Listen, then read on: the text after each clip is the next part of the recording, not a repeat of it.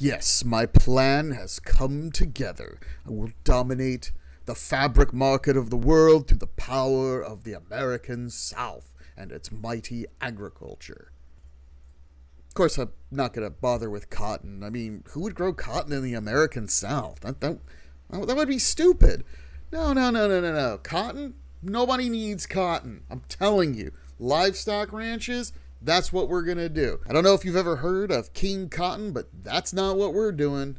It's going to be King Cattle all the way. Hello, everyone, and welcome to another episode of Counterfactual Gaming, the gaming channel where if there's something historical or canonical in a video game, we don't do it. Before we get started today, I just want to remind everyone that if you like the content here at Counterfactual Gaming, go ahead and subscribe to the channel, put a like on the video. It really helps out the channel.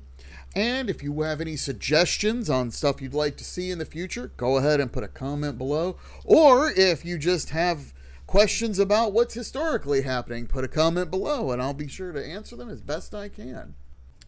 Now, in this episode, we're going to be dethroning King Cotton and replacing cotton as a cash crop with something else. We're going to make the United States still a worldwide exporter of fabric, but we're going to do it without any cotton in the South at all.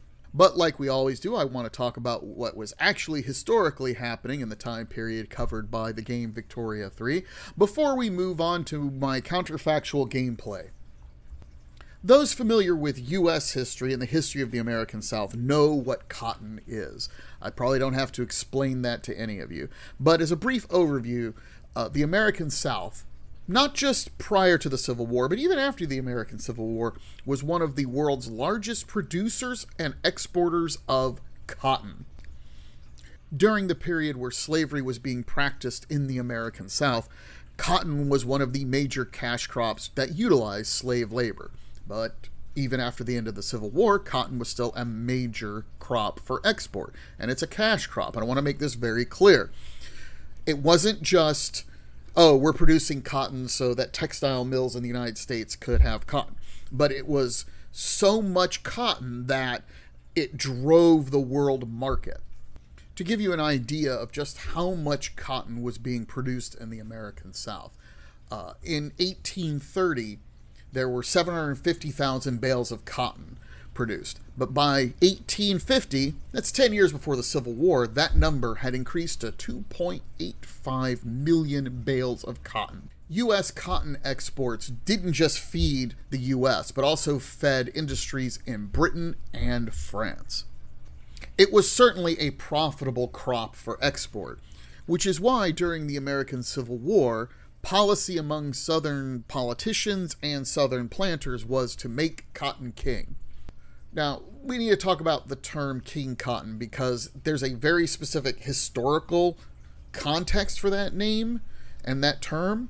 When I was growing up as a kid, we were just taught about King Cotton as a general idea where cotton was the dominant agriculture of the South. Not that there wasn't other agriculture going on, but cotton was the reason the South existed in terms of agriculture.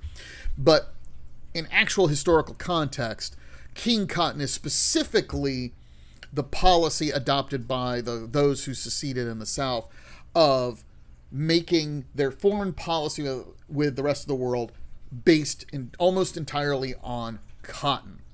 Because the American South produced so much cotton that was consumed in Britain and in France, Southern planters and Southern politicians thought that by just refusing to export cotton, the textile interests in those countries would be more than happy to intervene on the side of the Confederacy.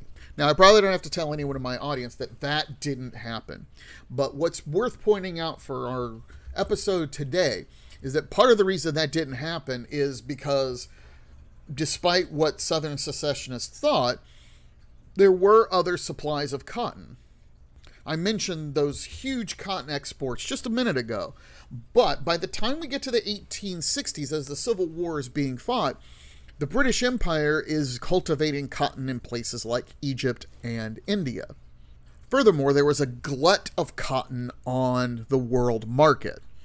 And so when the South secedes and they're like, well, we're just not going to export any cotton to anyone, it didn't have the economic impact in Britain and France and elsewhere that they expected. Those who play Victoria 3 will no doubt know that, oh yeah, you can grow cotton in lots of places in the world, and if the demand for cotton is much higher than the supply of cotton, it would make sense to plant cotton in those other places. And in that sense, Victoria 3 models what was happening in the world economy of fabrics and cotton at the time the Civil War was being fought. Although I should point out that during the Civil War, when the Union Army would win key victories in places like Atlanta and such like, they would capture cotton, which would be shipped to the North, which would put cotton that had been removed from the world market back into supply. It could either be used in northern textile mills or exported somewhere else. It's also worth pointing out that while the southern planters and the southern politicians had voluntarily pulled their cotton off the market at the beginning of the Civil War, by the time the Union blockade was in place, it didn't matter if they wanted to sell their cotton. They were going to be prevented from doing so. After the Civil War, cotton remained an important cash crop in the South. But the economics had changed, not just because slavery had been abolished, but because prices had generally gone down. Again, after the Civil War, all of the cultivation of cotton in other parts of the world didn't just end, but now the American South was competing with India and Egypt on a yearly basis in order to produce the required cotton. And so cotton, king cotton, while still being an important cash crop, just wasn't the all-powerful agricultural product that it had been prior to the Civil War. Even today, there's plenty of cotton production in the South. Where I live, when I was commuting to one of my jobs, I would just literally sometimes during the year, I would be driving through areas where cotton was being picked. So cotton is still an important cash crop, but it just doesn't have the economic prominence it did in that period of time between the beginning of the 19th century and the beginning of the Civil War. So what does that mean for those of us playing Victoria 3 today?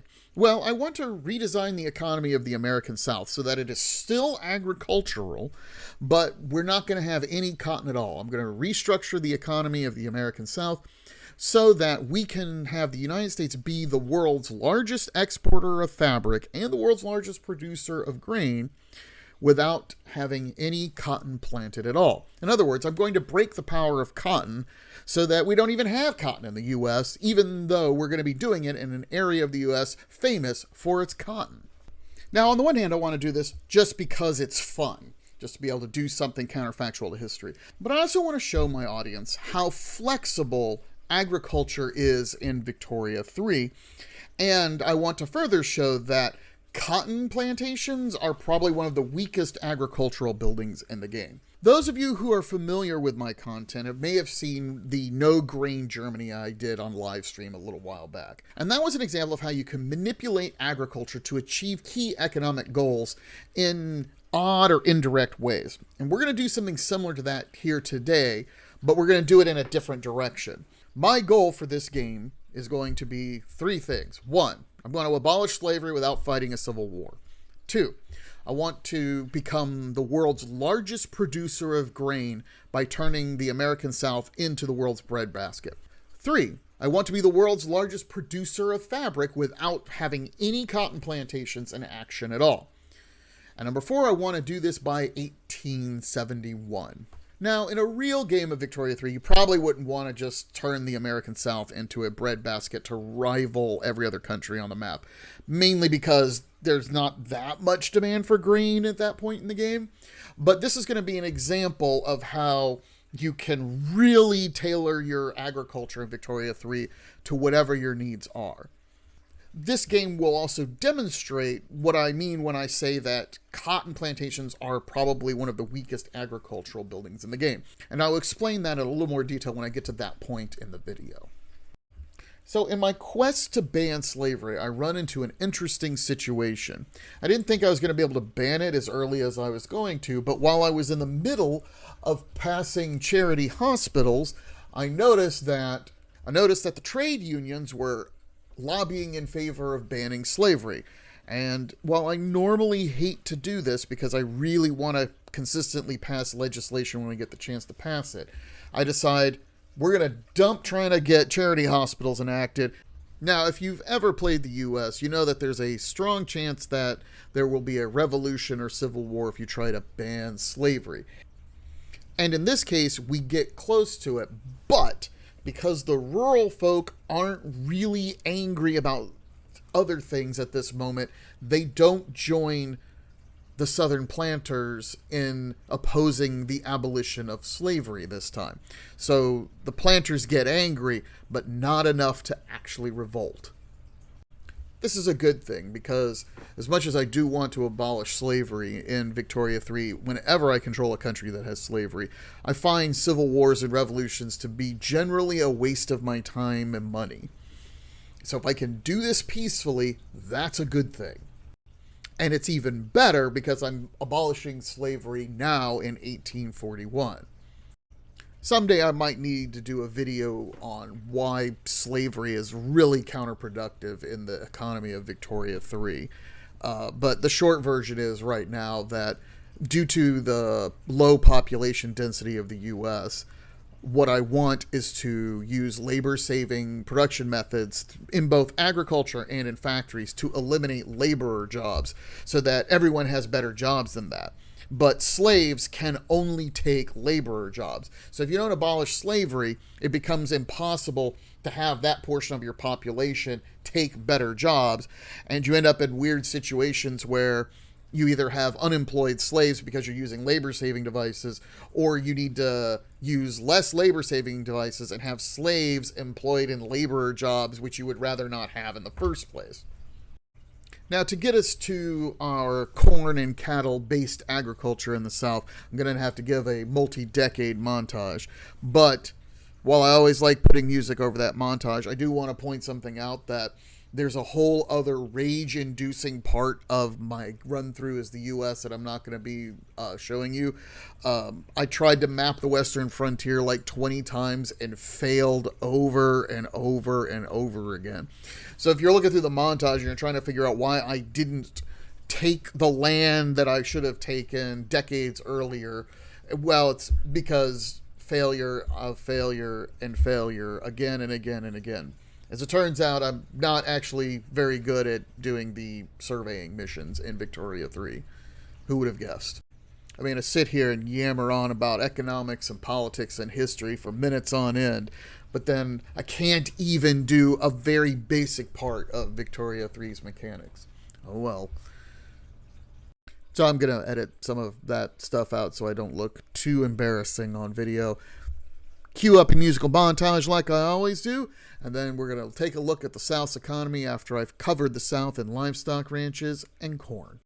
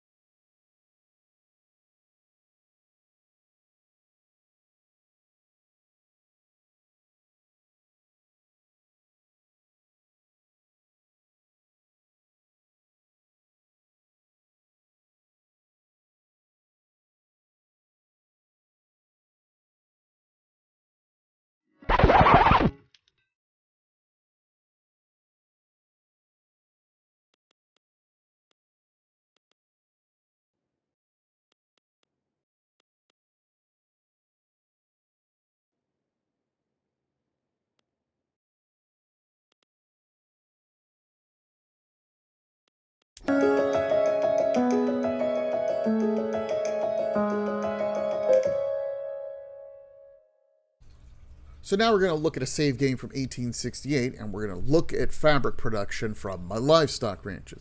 And as you can see, we saw it in the preview, I am the king of cattle. I have all the fabric I could possibly want, and I'm generating it from livestock ranches. We are not using any cotton.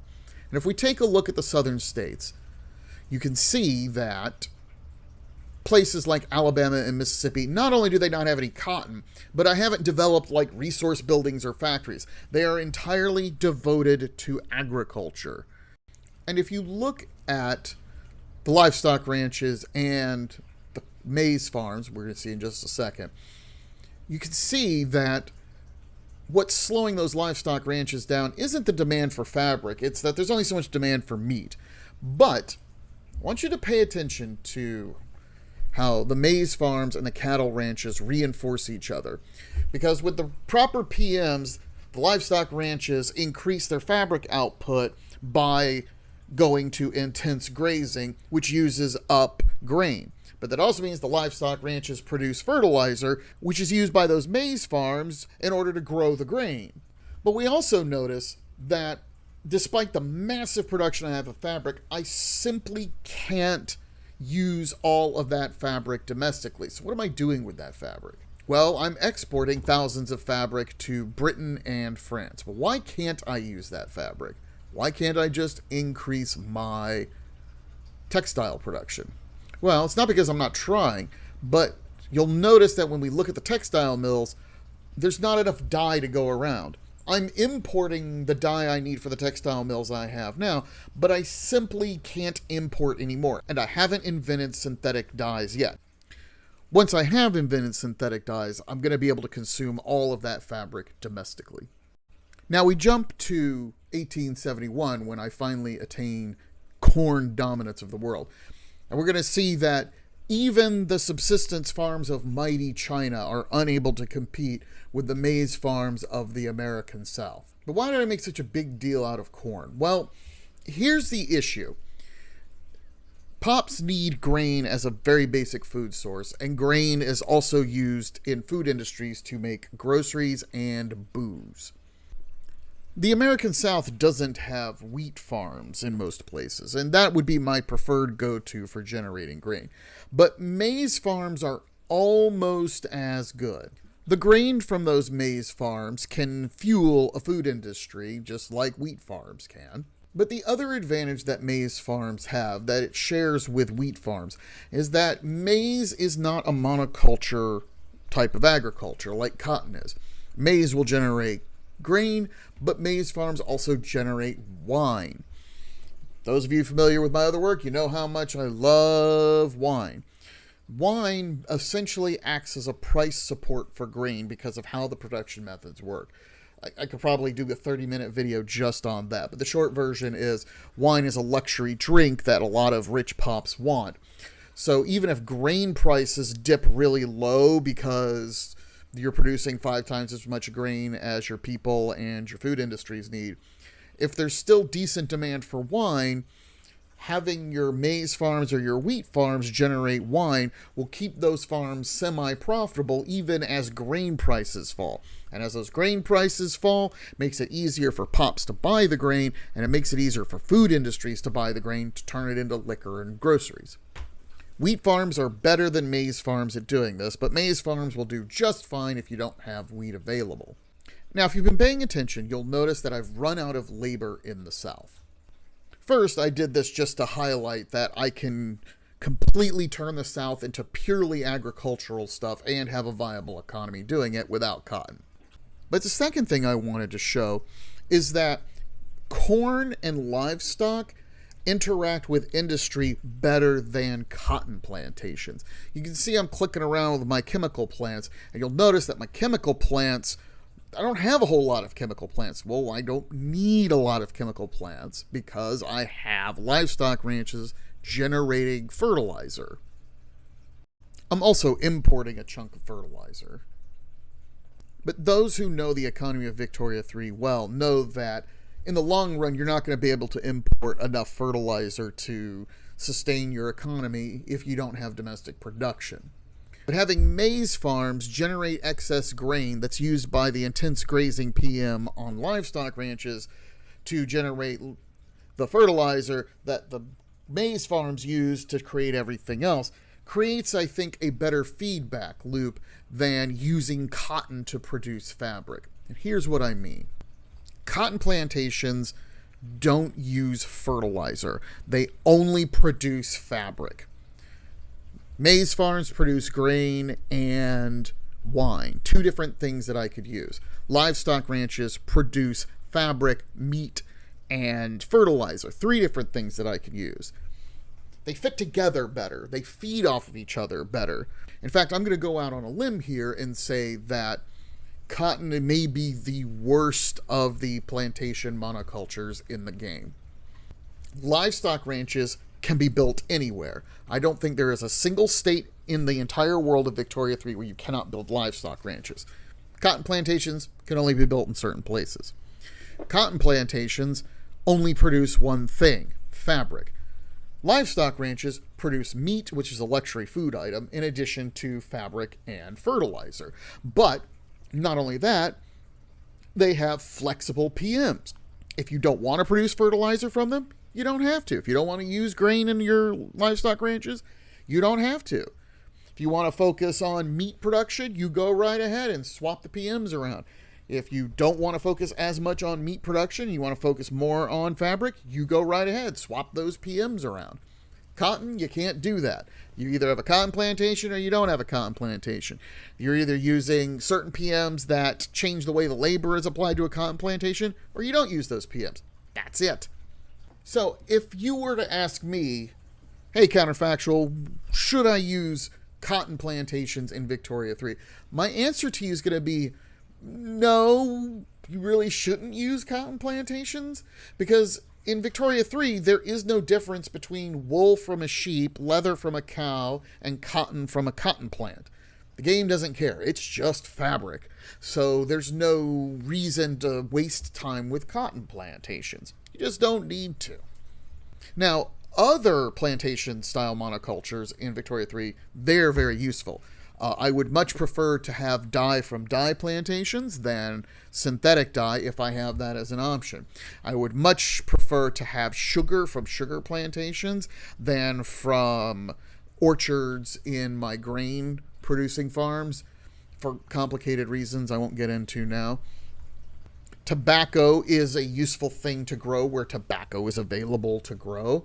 And while synthetic silk is a possibility, I should point out that if you have your synthetic plant set up to do both dye and silk, you're going to be burning through a ton of wood because the synthetic silk PM for synthetic factories uses wood. And if you know anything about Victoria 3's late game economy, wood is at a premium. So there you have it. Instead of having King Cotton, we've got King Corn and King Cattle.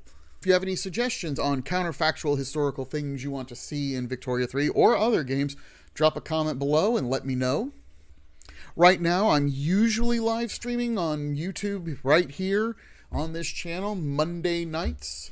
And since I live stream here on YouTube, I'm always recording those and having them posted on the channel as well. You never know what I'm going to do in a live stream, so take a look at those. And while I may have brought a corn-based apocalypse to the American South, I hope that in your life, you're having a great day.